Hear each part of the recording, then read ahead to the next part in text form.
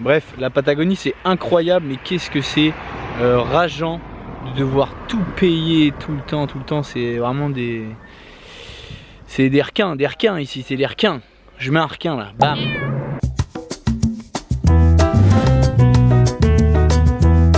Let's go. Salut les amis, pour ce nouvel épisode, on se retrouve en Argentine, plus précisément en Patagonie. Là je suis en direct de Ushuaia, il ne fait pas très beau, il fait surtout très froid, environ 5 degrés. Ici malgré tout c'est l'été et au moins je rentabilise ce que je me trimballe dans le sac depuis plus d'un mois maintenant, c'est-à-dire bonnet, caouet, doudoune, les gants. Après être allé dans l'épisode précédent au point le plus au nord de l'Amérique du Sud, là je suis au point le plus au sud de l'Amérique du Sud. La porte d'entrée sur l'Antarctique, c'est la Patagonie, on va découvrir ça ensemble. Les amis, regardez-moi cette météo, incroyable. Donc là ce matin, je me fais une petite rando, plein ciel bleu. On va aller découvrir mes premiers paysages patagoniens. Je pense que ça va valoir son pesant de cacahuètes. Putain, je suis hyper concentré parce qu'il y a vachement de boue. Oh la vache, si je saute, j'ai peur de glisser. Ça va. Bon et bah voilà. Je faisais attention depuis le début. Et bah j'ai plein de merde dans les pattes. Oh la vache. Voici ce que c'est la Patagonie, messieurs dames. De la boue. Pas d'arnaque avec Raccoon Aventure. Je me suis rétamé. Je me suis explosé le genou. J'ai eu mal à en avoir envie de vomir. Et au bout de 5 minutes, c'est passé. En fait, je suis tombé parce que je courais. Et courir dans la boue, c'est assez peligroso. Bon les amis, la rando, c'est 98% de boue. Par contre, c'est incroyable. Par contre, ça vaut la peine. Mais c'est de la boue, mais ça vaut la peine. De retour en ville, à la montre, j'ai 40 km et j'ai dû en faire 11 en stop. Donc tu même 30 bornes dans les pattes pour cette première rando patagonienne. Et je suis choc-barre les amis. Il fait jour jusqu'à 10 h. En fait, vu qu'on est au plus proche de l'un des pôles, et bien là l'été il fait, le soleil se lève à 5 h et se couche à 22 h. L'hiver, donc juillet août pour eux, c'est l'inverse. Partie de l'année beaucoup de nuits, l'autre partie de l'année beaucoup de jours. Aujourd'hui l'objectif c'est le glacier Martial, 18 km aller-retour depuis Ushuaia, rando gratuite, ça fait plaisir, on en profite parce qu'après ce sera plus vraiment le cas. Qu'est-ce que j'ai pas dit, il faut payer une entrée pour marcher sur une vieille piste de boue de ski. Je vais essayer de contourner le truc, il y en a marre de payer pour marcher, ça me fout en l'air. Ne reproduisez pas ça chez vous. Tout ça c'est parce que je suis un professionnel de la magouille. Et voilà les amis, j'ai récupéré la grosse piste de ski qui nous font payer pour aller voir un bout de cailloux, les touristes derrière, touristes devant. Belle celle-là. Allons voir ce petit caillou. Bon les amis, je suis arrivé au pied du glacier. Bon, c'est mignon mais c'est pas non plus the truc que j'ai vu dans ma life. À la limite ce qui est mieux c'est la petite vue sur la Ushuaia, la baie, le canal du Beagle, ça vaut. Bon, ce matin, nouvelle rando, 3 jours, 3 randos à Ushuaia. Ça fait déjà une bonne grosse demi-heure que je suis parti et j'arrive pas à me faire prendre en stop. Patience, ça va venir. Les amis, incroyable, un énorme captar qui vient de me prendre en stop. C'est parti pour la rando. Il y a déjà pas mal de boue. Je crois que c'est une habitude en Patagonie. J'ai atteint l'objectif, la Laguna Esmeralda. Sous vos yeux ébahis. Guedzi la beauté, monseigneur. Guedzi celui-ci là. À moi ça. Je vais attraper la grippe aviaire. Moins faire malin. C'est fou, c'est fou. Je suis dans un zoo ou quoi là? Arrêtez de vous battre les gars. Et me chiez pas sur les doigts, Sinon ça va moufter. Enfin, c'est fou. J'adore ce qui se passe. Bon, les sortes d'aigles là, j'ai pas trop envie qu'ils viennent s'agripper à mon bras quand même. Pas envie d'y perdre un auriculaire. Fini les mamours avec les osios. Parce que ce lac était l'objectif premier. Et il y en a un deuxième, tout aussi, voire plus excitant. Apparemment, il faut un guide et des crampons pour y aller. Bon, on va essayer quand même. On peut dire que je suis un peu un montagnard maintenant, donc voyons voir si j'ai le pied sûr. Minéral, littéral, bleu métal. Les amis, je suis arrivé. C'est un délire. Là, j'ai rarement vu un endroit aussi impressionnant. Ce que j'ai devant moi, c'est la Laguna Ojo del Albino et son glacier éponyme. C'est un glacier avec un lac gelé qui est en train de se décongeler petit à petit et entouré comme ça dans un cirque de sommets complètement agressif. C'est exceptionnel. Là, je suis bouche bée. Et ça nécessitait pas du tout un guide. Enfin, faut aimer crapahuter à la fin, c'est un peu de l'escalade quoi. Mais ça se fait très très bien. Je viens de croiser une expédition là, qui sont en train de monter avec un guide. Il m'a trop mal regardé. Va sur YouTube, tape Racoul Aventure et on en reparle mon grand. Bisous.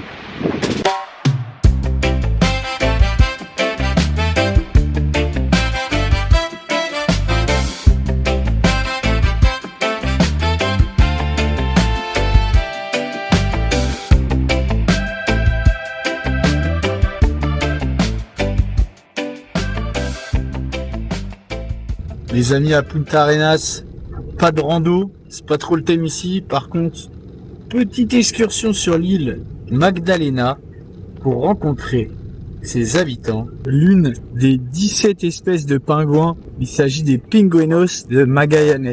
C'est des pingouins qui mesurent jusqu'à 70 cm de haut et qui peuvent peser entre 3 et 4 kg. Ils plongent jusqu'à 200 mètres de profondeur pour se nourrir de poissons, crustacés, calamars, qu'ils peuvent atteindre une vitesse de 45 km/h. C'est énorme. Et ils ont une glande qui leur permet de produire une sorte d'huile avec laquelle ils vont s'enduire pour faire que leur plumage devienne complètement imperméable. Par contre, ils font des cris pas hyper sexy, ils n'ont pas la plus belle voix, je pense, du règne animal. Je vous laisse sur cette petite note musicale des pingouins de Magallanes.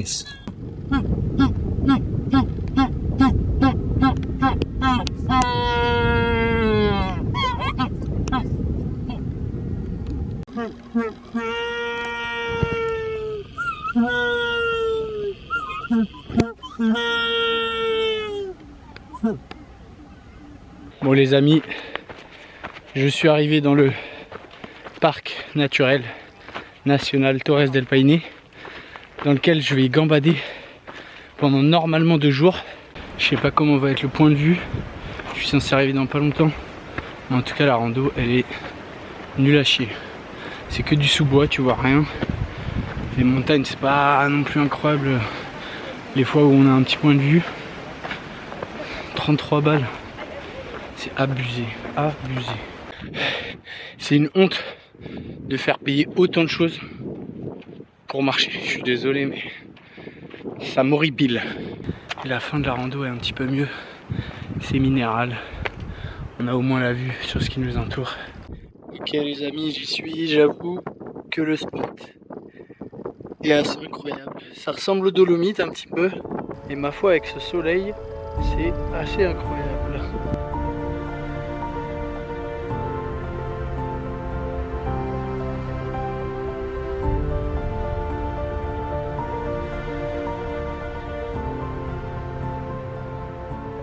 Bon les amis, 22 km aujourd'hui. Je me suis mis à la sortie du parking. J'attends qu'il y ait une voiture qui passe et puis ça va faire des petits stops. Hein. Et après j'essaie de dormir soit à la sauvage dans le coin, soit au camping. Soit plus à la sauvage quand même. Marre de trop payer là.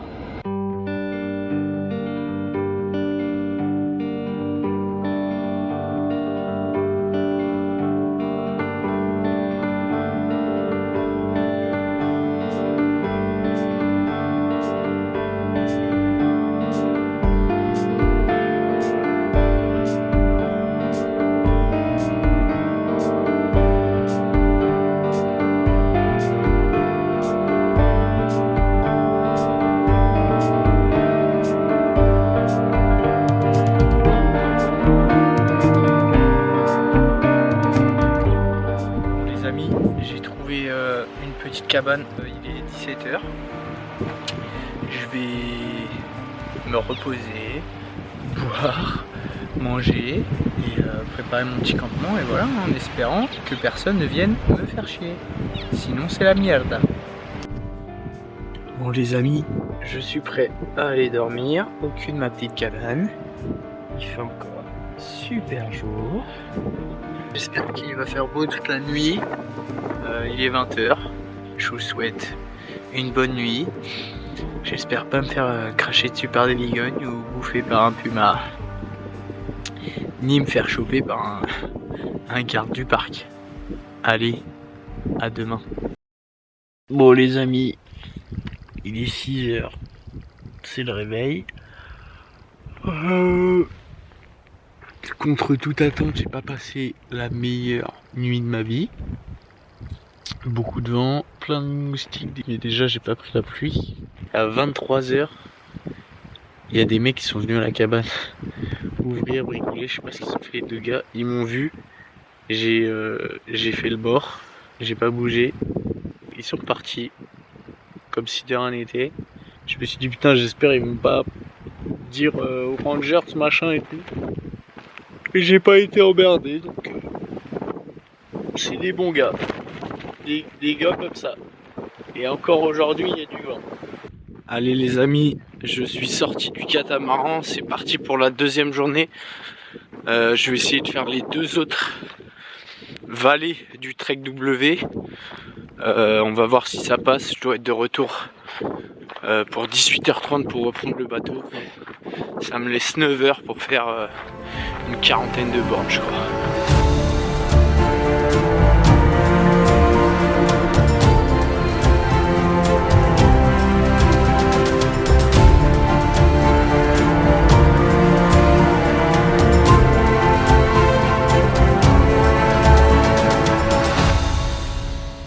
C'est magnifique le bleu là, brillant là. Franchement, c'est un régal, c'est magnifique. Bon les amis, je suis de retour après avoir fait l'aller-retour sur le sentier du Glacier Grey. 24 km, 5h10. Pour la suite, je DNF. Je rigole, je vais y aller. Il me reste 4 heures pour aller le plus loin possible dans la vallée d'El Frances. Je commence un petit peu à fatiguer, mais on va y aller quand même. Allez, c'est parti. La propagande continue. Belle celle-là. Voilà, regardez, petit autocollant avec vue.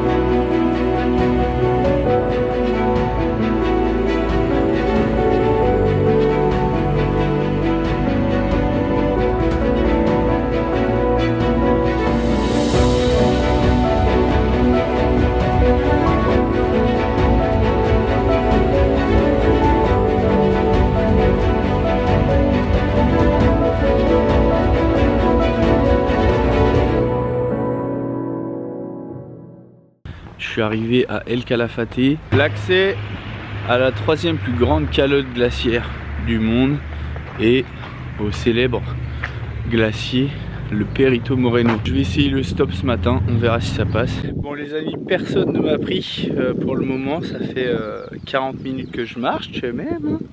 Mais faut continuer de croire en ses rêves. J'ai le soleil qui se lève, grand ciel bleu, ma foi je suis pas à plaindre. Ok, s'il manque peut-être juste des lunettes de soleil, mais c'est tout.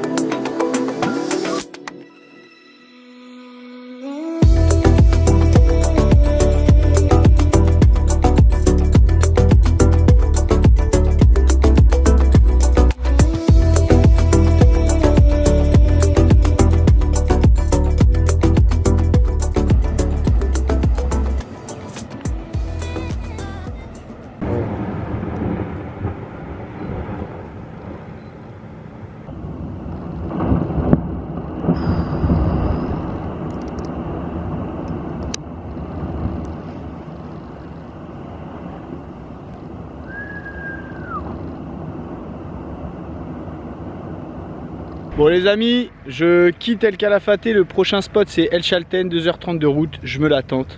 En stop c'est parti, je suis à la sortie de la ville au rond-point.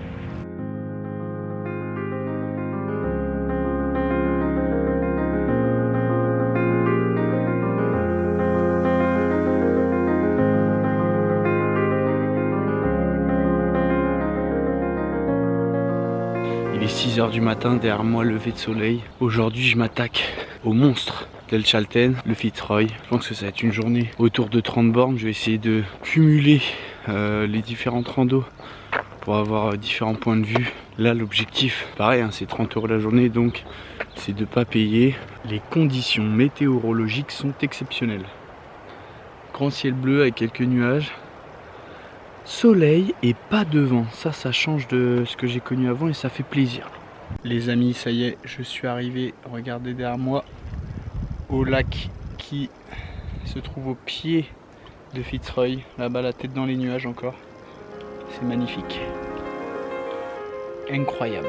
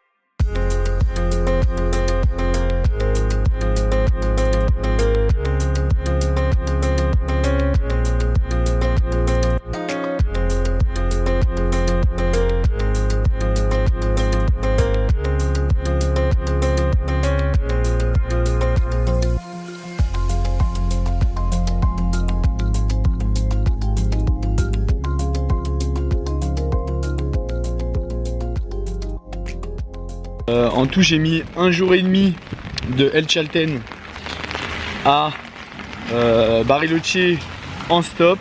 Il m'est arrivé une dinguerie, c'est que j'ai fait les 1500 km qui me séparaient de ces deux villes avec une seule personne.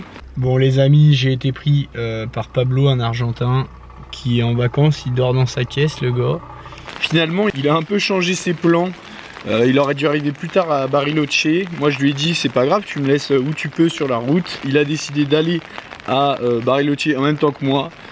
Donc il nous est arrivé franchement des dingueries. C'était censé être juste un trajet de stop. Ça a été une vraie expérience sociale et d'aventure. On a poussé jusqu'à un petit village frontière avec le Chili qui s'appelle Los Antigos. On est tombé au final sur le festival de la cerise. Je ne savais même pas que ça existait dans le monde.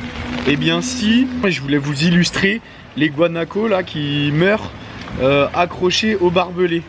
Et je lui dis est-ce qu'on peut s'arrêter pour que j'en filme un? Il me dit oui, pas de souci. À partir de ce moment là, je cherche, je regarde. Pendant une demi-heure plus rien, alors que d'habitude il y en a vraiment tout le temps. Après une demi-heure, on regarde tous les deux sur la gauche, bim, on envoie un. Âme sensible, s'abstenir des prochaines images. Bon les amis, voici un exemple d'un guanaco qui vient de se bloquer. Waouh, ah non, es su piernas, es muy difícil.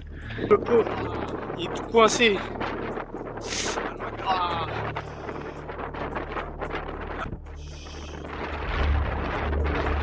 Calmate, calmate. Pues. Ah. Ah. Ah. Ah. Putain, c'est chaud. Comment hago, boludo? Bah, il a de la force de ouf dans les jambes. On va se prendre un coup. Mais ça, pasas un poco, te salen. Si. Wow. Ah, miskin. Ah. Aïe, aïe, aïe, aïe, aïe, elle peut pas repartir, frère. Malheureusement, quand on l'a libérée, elle n'arrivait plus à se mettre debout, donc sauf si la nuit est salvatrice, elle finira par mourir. Hein. Es el mejor que podemos hacer, Pablo. Qui a donné des coups de patas, mon gars. Ta miskin, elle va mourir quand même. Désolé, les abonnés, on a fait ce qu'on a pu. Le soir, on a poussé jusqu'à Rio Mayo, c'est un petit bled vraiment perdu. De là, on a mangé dans une station essence, YPF, le dîner. Petit apéro. Salut. Ça c'est bon ça, dans une petite station-service avant de. On attend que la douche elle ouvre à 23 h. Et après ça dort, on ne sait où encore, mais ça va dormir. On est allé un petit peu à la sortie de la ville, lui il dort dans sa voiture, moi j'ai tiré mon hamac dans des maisons en construction où il n'y a personne. Et ce matin on est reparti très tôt, aujourd'hui on a fait toute la route. On a croisé la zone où actuellement il y a des incendies en Patagonie. Ça fait mal de voir toute cette nature brûlée. Et on est arrivé vers 15 h à San Carlos de Bariloche. Bon les amis, on ne se quitte plus avec Pablo. ¿Qué vamos a hacer hoy? Il met la casquette comme moi. Vamos a ir al glaciar Castaño Overo. Bon, j'ai payé l'entrée, mais on a fait croire que j'étais argentin, j'ai pas parlé. Bien que mon accent soit, ça serait passé, hein, bien sûr. Donc voilà, là on a 7 km, une petite rando pour voir le fameux glacier. Bien. Con el Pablo. Cascada, ¿no qué es? Glaciar Castaño Overo. Overo. Overo. ¿Es bella? ¿Cómo te parece el glaciar? Es maravilloso. Es maravilloso. Espectacular. Argentina es el mejor país del mundo. Eso sin Seguro. duda. Mejor que Francia lo es. Ay, ay, en ay. fútbol. Ay, en fútbol. Ay, ay. Nos vamos a la venganza en 2026. Vengeance les gars, vengeance. Ah le salaud, elle est dure celle-là, elle est dure. Faut savoir que Pablo aussi est un influenceur, hein, messieurs dames.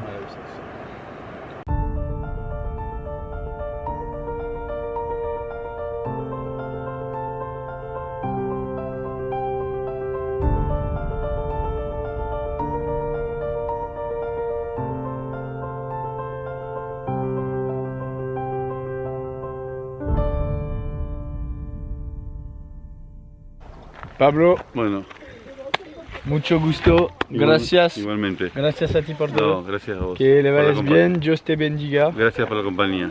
Bon les amis, vous l'avez vu, j'ai quitté mon Pablo. Lui il s'en va vers de nouvelles aventures, moi aussi. C'était incroyable, je crois que j'ai rien à rajouter, j'ai beaucoup de chance, je suis très reconnaissant. Maintenant il me reste une dernière randonnée à faire en Patagonie et pas des moindres, sur les montagnes derrière Bariloche. Il fait un grand ciel bleu, 0 nuage. C'est parti, je vous emmène comme d'habitude au cœur de l'expédition. Quand on regarde les paysages ici, ça n'a rien à voir avec ceux du sud, puisque là je me trouve à peu près au milieu de l'Argentine. J'ai remonté des milliers de kilomètres, donc c'est normal que les paysages ne soient pas tout à fait pareils. Et c'est moins l'idée qu'on se fait de la Patagonie. Mais néanmoins, ça reste la Patagonie, ici la zone de Bariloche. Ouh là, ça tape dans les pattes. Du bon gros dénivelé comme j'aime, dans de la caillasse.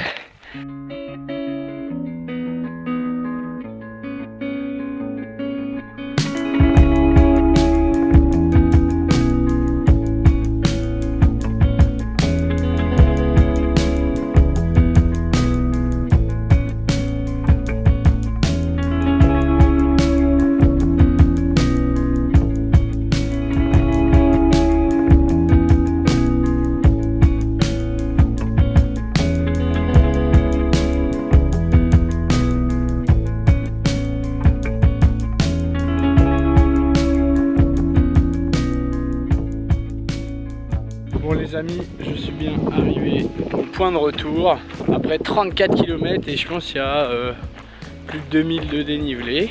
Demain je prends un bus pour aller plus au nord et je quitte donc ce territoire assez incroyable où j'ai passé bien 3 semaines.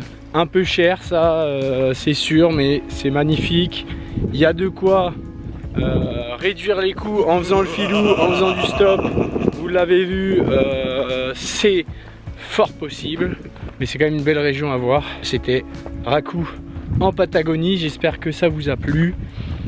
N'oubliez pas de vous abonner, de liker, de commenter, de faire d'autres trucs parce que c'est trop bien de faire des trucs. Une bonne douche, une bonne nuit, avec un bon repas juste avant. Et je m'en vais pour d'autres contrées argentines. Bise à tous, prenez soin de vous, prenez soin de vos proches et soyez gentils.